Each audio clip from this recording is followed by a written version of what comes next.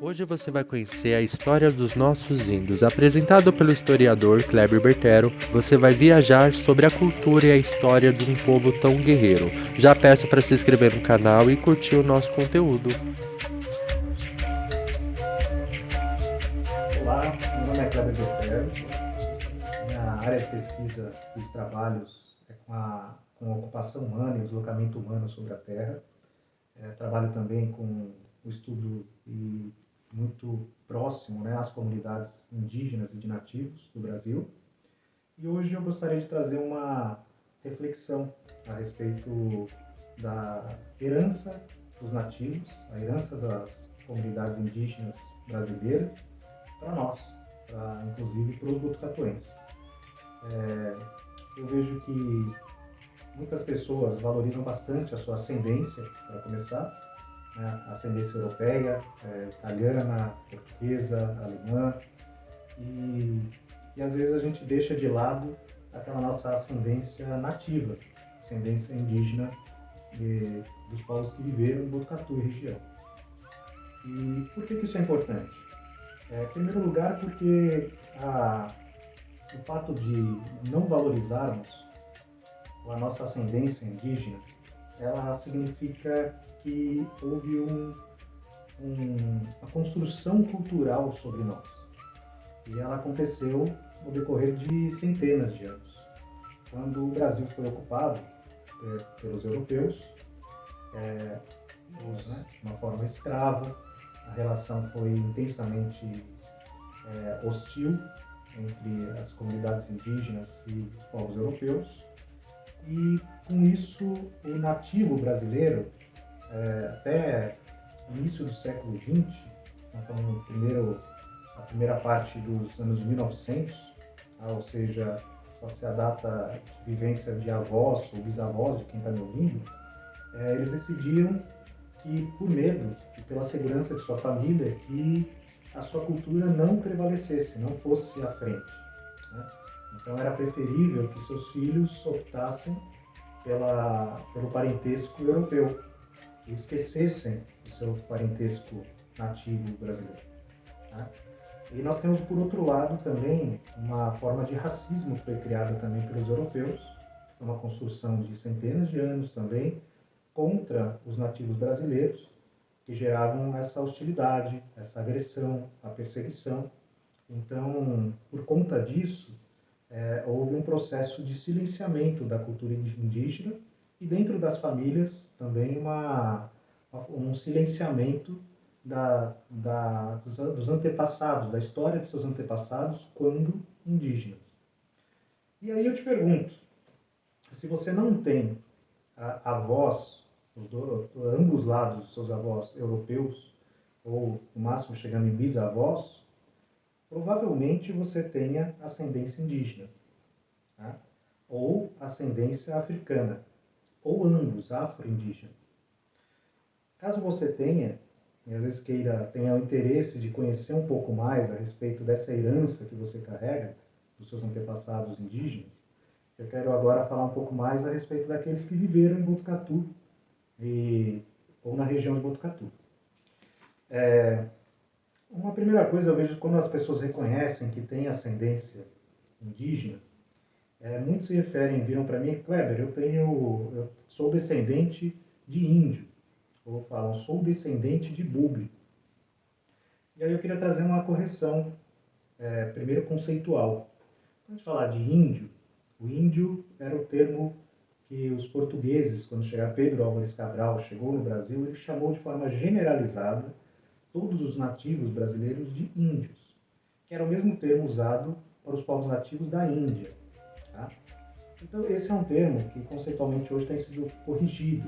Então, os povos nativos brasileiros não são índios, são indígenas, que significa povo nativo. E é o mesmo que os romanos, quando se tratavam daqueles que não eram romanos, se referiam a esses como bárbaros. É o mesmo que, às vezes, eu chegar na Europa e chamar um italiano de francês, um português de italiano. Então, no Brasil, vamos saber que quando os portugueses chegaram, havia mais de 1000 etnias. Então, nós estamos falando de 1000 povos diferentes nas suas culturas, nos seus idiomas, tá? E eles foram generalizados como índios.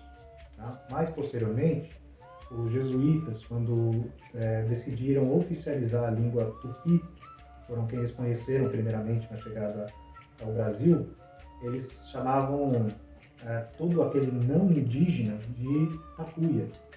Né? Então ele falava que então eles se referiam ou ele era tupi ou ele não era tupi. Então também houve uma forma de divisão, né? Em dois grupos indígenas, aqueles que eles conseguiam se comunicar com o idioma tupi, tá? E aqueles que eles não conseguiam se comunicar. Bom, um outro termo que também é muito usado, eu sou descendente de bugre. Eu queria trazer uma correção para você, que você pode até ser descendente de bugre, mas na verdade de bugreiro. Tá? Mas os bugreiros eram pessoas contratadas para caçar os indígenas do Brasil. Foram muito utilizados, principalmente mais recentemente, quando as linhas férreas entraram em expansão na nossa região, e os fazendeiros, coronéis não queriam que essas linhas férreas passassem por dentro das suas fazendas, elas eram desviadas e entravam em terras indígenas. Muitos desses resistiam a essa invasão e para uma solução era a contratação dos bugreiros, que viam, assassinavam os indígenas daquelas comunidades, normalmente pegando algumas crianças para depois fazerem venda ou troca delas. Então, esses eram os bugreiros. E eles, assim, chamavam todo indígena, que para eles eram hostis, de bugres. Então, também era um termo generalizado que era utilizado. Então, você não é descendente de bugre. Tá? A pergunta vem, do que eu sou descendente, então?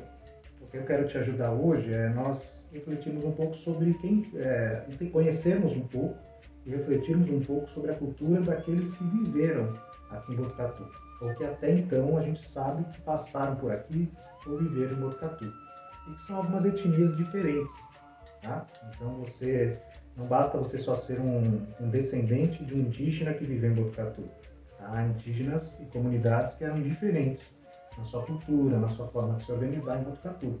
E você pode, então, descobrir agora, de repente, de quem você descende. Tá? Antes de falar das comunidades que vivem em Botucatu, eu queria falar um pouco sobre também a herança que as comunidades indígenas, que os nativos brasileiros deixaram até hoje na nossa cultura. Tá? Hoje, quando você toma banho todos os dias, eu sei que parece um clichê, então já devem ter ouvido isso, mas foi uma influência indígena no costume europeu. Quando os europeus chegaram no Brasil, eles tomavam banho esporadicamente e viram que os indígenas tomavam banho diariamente no rio, na cachoeira, e esse se tornou um hábito. Eu quero mostrar para vocês até uma semente que é utilizada, ela tem alto teor de saponina, e pode ser encontrada com muita facilidade em Botucatu, e que no passado era utilizado para banho e para lavar roupa. Somente hoje ela é conhecida como saboneteira de soldado, justamente porque depois os europeus usavam muito para lavar as roupas. Tá? Ó, eu vou abrir aqui uma dessas casquinhas para vocês. Isso não é comestível. Tá? Eu vou primeiro mostrar a casca. Então, essa casca ela era utilizada para lavar roupa. Como que é? Eu vou mostrar para vocês aqui. Eu coloquei dentro desse suporte água e 10 casquinhas dessas. Vocês vão ver que se eu mexer, olha aquela forma de espuma. Isso é a saponina. Tá? Ela dá para sabão. Então ele é astringente e ele é antifúngico também. Então isso aqui era utilizado pelos europeus, quando aprenderam aqui, para fazerem a lavagem das suas roupas. Tá? E tem pessoas que utilizam para banho também. E depois ela tem uma sementinha que eu tirei aqui de dentro. Tá vendo essa sementinha preta? Essa eu acabei de tirar. Essas sementes. Para que elas são utilizadas? Tá? Eu vou mostrar uma outra coisa que é um hábito hoje brasileiro e que foi herdado pelos indígenas, que é o uso de adereços, o artesanato. Então, por exemplo, esse é um artesanato feito por uma artesã Tupi-Guarani Andeva, tá? Usando uma semente que é conhecida como Conto de Nossa Senhora, com olho de cabra, e com essa semente que eu acabei de mostrar para vocês. Tá vendo? Esse aqui é o olho de boi, mais um pouco da semente que eu acabei de mostrar para vocês. Então ela é uma semente utilizada em artesanato de biojoias feitos por comunidades tradicionais brasileiras e que hoje são muito utilizadas pelo brasileiro, né? Bom, nós estamos falando do banho, mas tem muitas outras coisas que também nós herdamos das comunidades indígenas no nosso dia a dia. Quando você come, por exemplo, uma tapioca, né, os derivados de mandioca, é uma alimentação que nós aprendemos com os nativos. Tá? Quando você come o milho, também é um produto que foi adquirido como hábito com os nativos brasileiros. Quando você come uma canjica, tá? Uma pamonha, é também algo absorvido e aprendido pelos ancestrais de alguns que estão me ouvindo. Tá? Nós temos muitas outras alimentações, né, de frutas no nosso dia a dia e que também foram absorvidas e aprendidas com os nativos brasileiros. Tá? E alguns hábitos que seguem, depois que alguém comeu um açaí, que foi aprendido com indígenas, ou comeu uma tapioca, às vezes tira seu sapato, seu tênis, gosta de ficar, quem não gosta de ficar descalço em casa? Então é também um hábito adquirido. As redes no Brasil, você deitar numa rede, descansar numa rede, é um hábito indígena também. Nós temos muitos nomes também, nomes das cidades, nomes de pessoas, nomes da nossa fauna e flora, todas repletas de nomes indígenas, tá? De nativos aqui no Brasil. Bom, você vê então que hoje, no nosso cotidiano, a gente carrega muita herança das comunidades indígenas, seja na nossa alimentação, no nosso hábito diário, na nossa expressão, no nosso idioma, né? A forma de interagirmos uns com os outros. Essa hospitalidade que hoje o brasileiro tem, ela vem muito da hospitalidade que os indígenas tiveram. Você pega os tupinambás e parte dos tupi-guaranis, que tiveram também com os europeus. Infelizmente foi muito houve uma má recíproca, né, por parte deles. Infelizmente, mas houve uma hospitalidade muito carinhosa.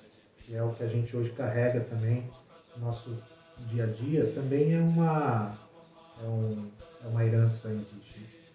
Bom, eu queria falar agora um pouquinho mais sobre, então, essas comunidades indígenas, como já disse anteriormente, foram mais de 1000 no Brasil, quando chegaram os portugueses e espanhóis, e atualmente são um pouco mais de 300 etnias. E algumas delas nós temos já o registro de terem passado por Botucatu, terem estado em Botucatu. Tá? E quais são? Uma delas é a Caigangue, tá? E nós temos registro de presença caigangue, e na verdade nós temos um registro muito amplo em Botucatu, quando nós falamos de Botucatu do período de 1855, da sua fundação, para antes disso. Botucatu era um quarto do estado de São Paulo. Então, Botucatu era do rio Tietê até o rio Paranapanema e pegava um pedacinho do rio Paraná. Então, ia do outro lado até a região de Tatuí, mais ou menos, que era a terra de Capitinga. Então, era um quarto do estado de São Paulo. Nesse trecho, nós temos a presença caigangue muito intensa. Quem foram os caigangue? Caigangue foi a comunidade indígena de alta e elevada resistência aqui no nosso sertão paulista, né? A boca do sertão, que é o que Botucatu foi nessa época. Era um local, uma região muito hostil, e esses foram os que resistiram à entrada europeia, né, à colonização. O primeiro desafio foi que o idioma deles era diferente. Os caigangue, eles vêm de um tronco linguístico que chama macro-G. Então é totalmente diferente do tupi, que era esse idioma oficial que os jesuítas desenvolveram para a comunicação indígena. A comunicação inicial já era muito difícil entre eles e aqueles que chegavam. Tá? O segundo, que os Caigangue também eram um povo territorialista. Queriam defender o seu espaço, com toda a razão. Era até como tirasse você da sua casa hoje, te expulsasse hoje do seu bairro ou da sua cidade, te colocasse distante da sua família. Era um espaço onde eles tinham o seu local sagrado, era um espaço onde eles tinham o seu cemitério, onde ficavam os seus mortos. Era o local onde eles tinham uma relação com a natureza, como eles chamam de encantados, né? Então, os espíritos da floresta, então era um local onde eles tinham uma boa relação com tudo isso. Eu vou me resguardar em falar não tanto dos Caigangue, porque ainda hoje os Caigangue decidiram não externar muito a sua própria cultura, por conta do histórico, da desconfiança que existe com a relação, nessa história de relação com os europeus. Eles, diferentemente do Tupi-Guarani, que não se importa em compartilhar, por exemplo, o seu idioma. Os Caigangue hoje se importam, eles veem que o idioma deve ser preservado só entre os Caigangue, e muito da sua cultura deve ser preservada muito entre eles, para que eles se reconheçam entre si como uma forma de defesa.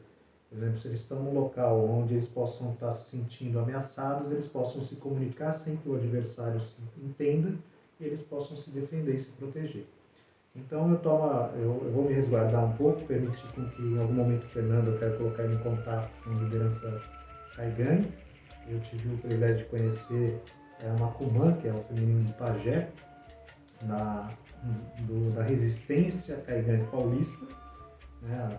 Que se chama Dirce, e a sua filha, que também é Cumã, Suzilene, e que puderam compartilhar um pouco do que elas podiam compartilhar comigo, mas eu prefiro que elas compartilhem com você. Se você tem ascendência Caigangue, tenha orgulho disso, porque há um espírito guerreiro de resistência muito forte, muito intenso, muito grande, e provavelmente nós não teríamos indígenas no estado de São Paulo se não fosse a resistência Caigangue que ocorreu aqui.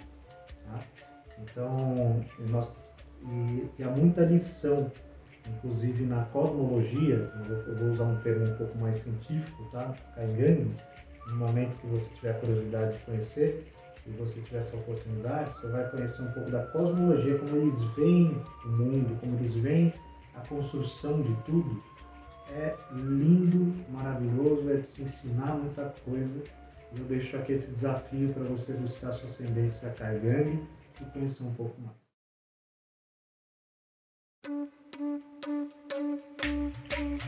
Para você ter uma experiência completa sobre a cultura e a história dos nossos índios, esse vídeo foi dividido em mais 2 partes, disponível aqui no nosso canal e na nossa página no Facebook. Se você gostou, deixe um like e compartilhe. Até o próximo vídeo.